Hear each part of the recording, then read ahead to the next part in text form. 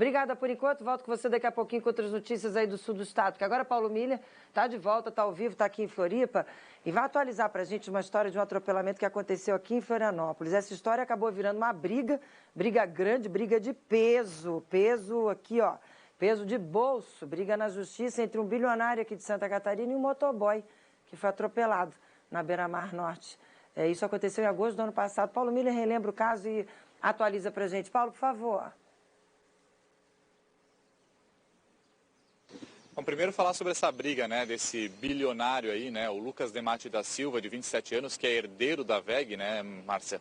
Ele foi reconhecido há pouco tempo como herdeiro de um dos fundadores da WEG, que já é falecido, né, um filho fora do casamento. Então ele recebeu uma herança bilionária aí, R$1 bilhão aí, mas ele se envolveu num acidente no ano passado. Então tem uma briga na justiça, né, entre ele, né, o próprio Ministério Público, a Justiça e também a vítima desse acidente, um motoboy de 24 anos que ficou inválido depois desse acidente, que foi em agosto de 2021, agosto do ano passado, na Avenida Beira-Mar Norte, aqui em Florianópolis. Qual é o motivo da briga nesse momento, viu? É um impasse envolvendo o valor da indenização que o Lucas deveria pagar a título educativo por conta do acidente, porque de acordo com a investigação, né, e a própria polícia científica, ele dirigia em alta velocidade na Avenida Beira-Mar Norte, furou um sinal vermelho, atingiu o motoboy e estaria embriagado. Na época ele se recusou a fazer o teste do bafômetro, mas os motoboys lá, outros colegas desse motoboy que foi atropelado, cercaram ele lá,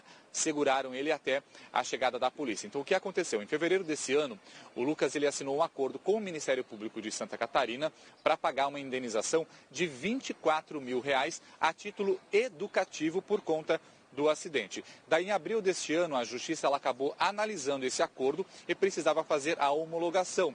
A Justiça recusou esse acordo e esse valor da indenização. A Justiça aqui de Florianópolis, onde o caso está tramitando, disse o seguinte, que alguém que paga R$27 mil de aluguel por mês e gasta mais de R$1 milhão em um carro de luxo, que o carro está avaliado ali, que na época ele estava com o carro avaliado em R$1.300.000, então alguém que tem um carro de luxo desse valor e paga um montante de R$27 mil de aluguel, não tem como ser repreendido apenas com uma multa desse valor aí e a título educativo, uma multa estipulada. Então a Justiça recusou esse acordo.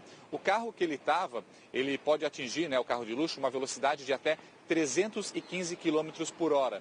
A Polícia Científica de Santa Catarina, na época, fez uma perícia no carro e, de acordo com o que os peritos analisaram, a velocidade estimada em que o Lucas dirigia esse automóvel era de 142 km por hora quando ele causou esse acidente. Relembrando um pouquinho o acidente, foi lá no dia 16 de agosto de 2021, o motoboy autônomo Alexandro Luiz Antunes, de 24 anos, tinha acabado o expediente, estava voltando para o trabalho, quando o Lucas teria furado um sinal vermelho, atingido o motoboy a essa velocidade ali, de acordo com o que a perícia estipulou, de 142 km por hora. De acordo com as investigações, o Lucas estaria embriagado, mesmo ele recusando o teste do bafômetro.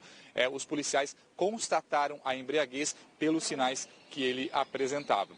Como eu falei, os motoboys eles seguraram o Lucas ali até a chegada da polícia, né? O motoboy, o Alexandro, ele acabou sendo levado para hospitais com diversos ferimentos. Ele ficou 30 dias internado na UTI e ele está inválido, ele não tem mais como trabalhar. A Justiça também determinou que o Lucas ele pague um salário mínimo por mês para um motoboy. Na época, a família, na época que começou o processo na Justiça, a família pediu uma indenização de R$7 mil por mês, que seria a renda do motoboy, né, juntando todo o salário que ele tinha, as gorjetas que ele recebia, em torno de R$7 mil. Ele tem uma filha, inclusive, de 6 anos de idade para sustentar, mas a Justiça estipulou pagamento ali de uma indenização por mês, né, de um salário mínimo, ou seja, R$1.200 por mês. Então tem todo esse imbróglio da Justiça aí. O Lucas ele foi indiciado e denunciado por lesão corporal dolosa, além do direito de suspender, o direito de dirigir, suspenso por 3 meses.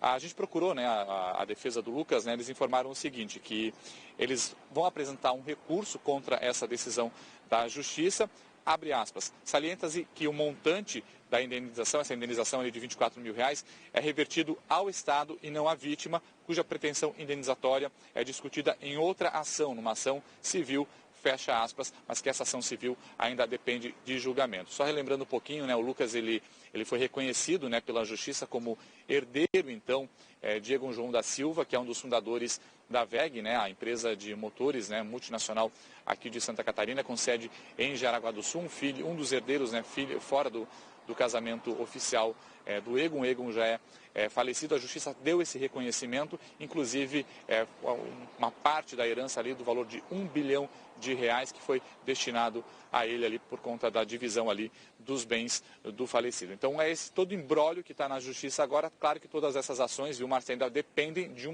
um julgamento final, uma sentença final. Então tudo ainda está sendo discutido, então vai uma briga ainda que vai ainda alguns meses, pode ainda até demorar anos. Enquanto isso, o motoboy está lá inválido, recebendo um salário mínimo. Esse registro, né? É importante a gente lembrar aqui, né, Paulo Miller, que todas essas informações foram apuradas no primeiro momento, com exclusividade pela equipe do nosso portal de notícias, líder de audiência, o ND+. E claro, agora a gente entrou na história, a gente vai continuar acompanhando, passo a passo, o desenrolar de todo esse imbróglio, dessa briga milionária, bilionária, mas que infelizmente, enquanto tudo isso vai acontecendo, tem uma família que ficou completamente destruída, quer dizer, não completamente, porque graças a Deus o motoboy está vivo, né? Podia ter morrido, e está vivo, mas está vivo sem poder trabalhar, então é muito triste tudo isso. Com certeza a gente vai acompanhando passo a passo o desenrolar e atualizando aqui para o telespectador. Obrigada, Paulo Miller. Quer completar mais alguma coisa? Posso seguir meu giro de notícias aqui? Não. Não, eu só ia completar, né, Márcia, falando da conscientização e educação no trânsito, né? A gente tem falando muito sobre isso, né? É mais um caso aí envolvendo embriaguez, de acordo com as próprias investigações, com a própria polícia, né? Então a gente precisa realmente colocar a mão na consciência, né? Porque uma vida poderia ter sido levada aí, né? Graças a Deus o motoboy sobreviveu, mas está lá, inválido, tem uma filha de 6 anos para sustentar, não pode trabalhar e está tendo que sobreviver aí com uma renda de um salário mínimo, né? A família alega que ele tinha uma renda de R$7 mil, né? Então pensa aí a discrepância do valor aí que ele está recebendo, não podendo trabalhar, né? Então, fala só reforçando essa questão da conscientização e educação no trânsito, que é responsabilidade de todos nós, Márcia. Importantíssimo você lembrar isso. Há pouco, Juliana Ceni veio de Itajaí com uma imagem de um atropelamento que aconteceu numa rua em Balneário Camboriú, de um homem completamente bêbado também, que atropelou a pessoa e fugiu, claro, não prestou socorro e nada. E aí eu aproveitei e comentei aqui, fiz exatamente esse comentário que você fez aí da questão da conscientização. Lembrando que esse acidente que o Paulo Miller está falando aí aconteceu na Beira-Mar Norte, gente. Florianópolis, que vira e mexe, a gente fala aqui que virou pista de corrida. A gente que vem trabalhar de madrugada, a gente sabe.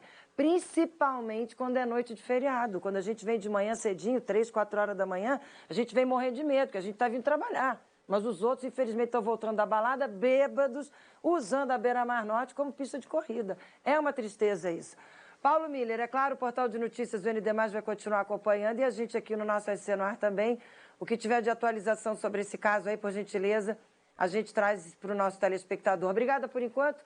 Volto com você daqui a pouquinho, que